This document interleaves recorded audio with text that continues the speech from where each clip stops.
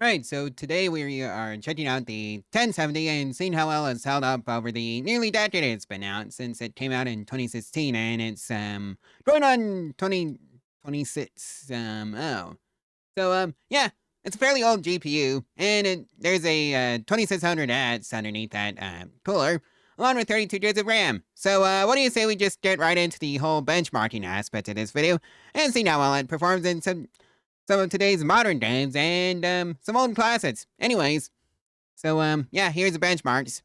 Well, if you're wondering what the score is for the 2600X and Cinebench R23, the multi-core score is 7,398 points, with the single core being 1,065 points.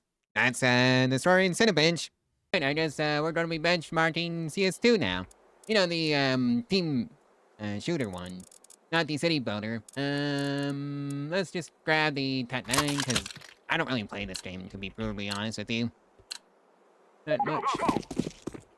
And I decided to be the one carrying the... Well, you know what? Pilot here. Let's see now. Well... I completely missed it. Yeah, if you're wondering what settings I'm on, well...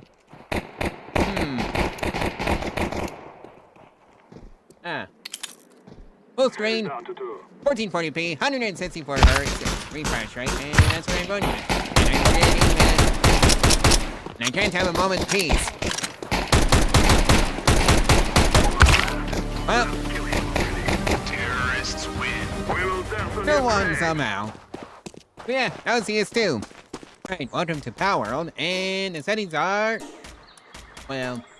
Medium preset on 1440p, no limits on the max FPS, and I'm pretty sure I could get a better frame rate if you do set a limit. Motion blur is off, and VSync is on. TSR is anti-aliasing, or whatever it's called. View distance is high, grass deals is high, building drawing distance is 1,000, shadows are high, effects quality is medium, and texture quality is high. And a 75% field of view camera. So, yeah. That's what the graphic settings are, so let's just get right into a fight and see the, FPS step from the 60. Yep, there it goes into the, 59s. And it's just staying at 60. And just clear out this little syndicate clamp, because why not? And just, see what the resulting FPS is. Yep, we're getting into the 54s. As I just deal with these, well, Team Rocket knockoffs, to say the least. Though I'm pretty sure these would outdo, Team Rocket in, some areas. Alright, I'm just wasting my ammo there. And let's just free this, little pal. And just, release it. But if you're wondering about the actual stats when I was playing for like an hour, the average frame rate was 65.4 FPS, the minimum frame rate to hit 17.5, and the maximum was 84. And 1% lows of 29.2, and a 0.1% low of 9.3. All in all, I consider that a playable experience on this computer.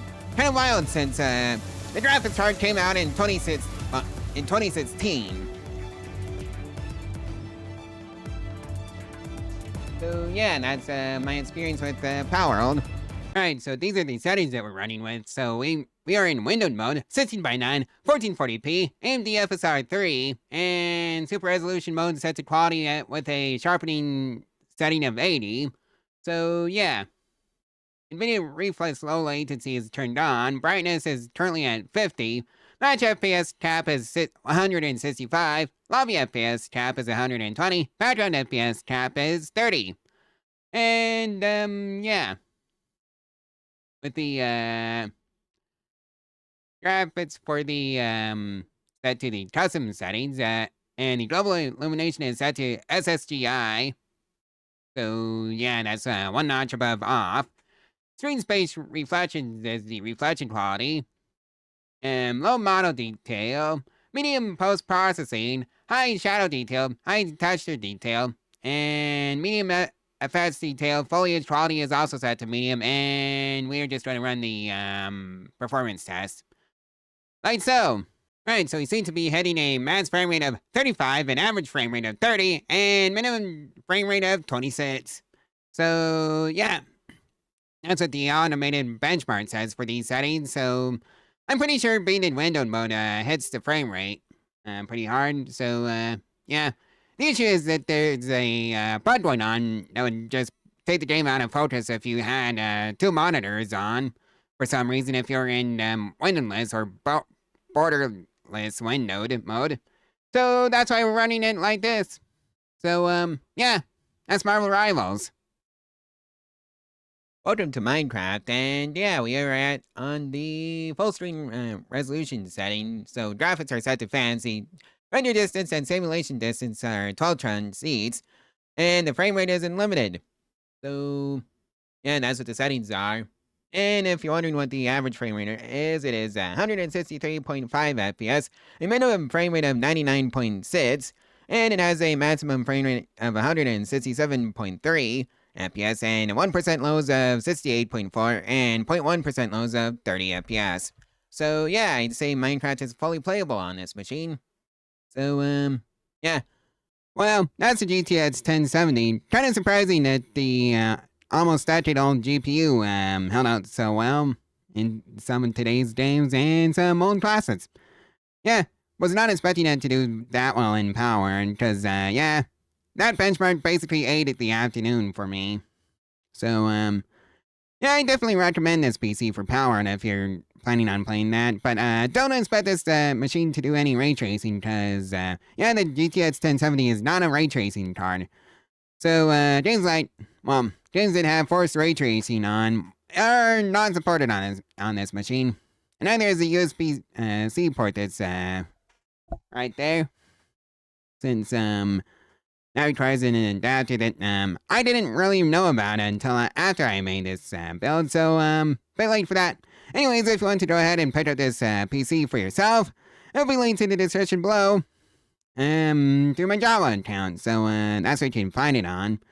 Anyways, I'll see you in the next one whenever the next one is posted, so like, comment, and subscribe, and I'll see you then. Bye.